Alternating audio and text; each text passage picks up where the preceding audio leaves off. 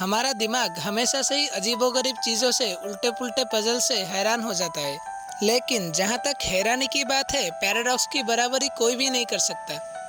Paradox यानी विरोधाभास एक ऐसा बयान जो सत्यता के आधार पर बनाया तो गया है, लेकिन वो नॉर्मल ह्यूमन लॉजिक को पूरी तरह से विरोध कर देता है। पैराडॉक्स एक ऐसा बयान है जिसमें आप कितनी भी लॉजिक ढूंढने की कोशिश क्यों ना करो, वो बयान उतना ही मुश्किल होता चला जाता है। तो आज हम बात करेंगे 5 ऐसे पैराडॉक्स की जिसे सुनते ही आपका दिमाग चकरा जाएगा। Number 1, omnipotence paradox. हमें पता है कि दुनिया में भगवान सर्वशक्तिशाली है और वो कुछ भी बना सकता है, कुछ भी कर सकता है। अगर हम भगवान को ये कहें कि क्या वो दुनिया का सर्वशक्तिशाली पत्थर बना सकता है जिसे वो खुद भी ना उठा सके, अगर ऐसे में भगवान उस तरह का पत्थर बना लेता है जिसे वो खुद ना उठा सके, तो भगवान सर्वशक्तिशाली नहीं है, क्योंकि वो ये पत्थर नहीं उठा सकता। और अगर वो इस पत्थर को उठा सके तो इसका मतलब भगवान दुनिया का सर्वशक्तिशाली पत्थर नहीं बना सकता जिसे वो खुद ना उठा सके। और यही बात इस बयान को बहुत ही बड़ा पैराडॉक्स बना देता है। Number 2, grandfather paradox.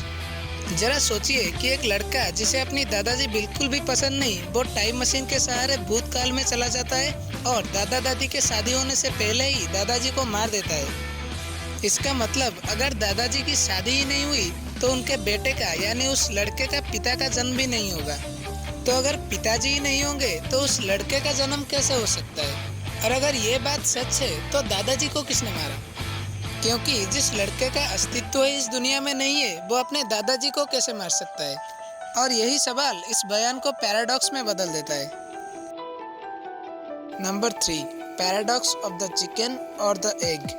पहले धरती पर कौन आया, मुर्गी या फिर अंडा?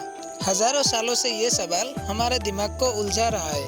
इस सवाल के जवाब में अगर हम ये कहें कि पहले मुर्गी आई, तो सवाल ये खड़ा होता है कि बिना अंडे के मुर्गी कैसे आई? और अगर हमारा जवाब अंडा है तो फिर से एक सवाल खड़ा होता है कि बिना मुर्गी के अंडा कैसे धरती पर आ सकता है? और ये सवाल विरोधाभास यानी पैराडॉक्स बन जाता है। Number 4, Smullyan's paradox. ये मेरा सबसे पसंदीदा पैराडॉक्स है। एक बड़े से रेगिस्तान में 3 दोस्त चल रहे थे। तीनों के नाम समझ लो A, B और C हो गए।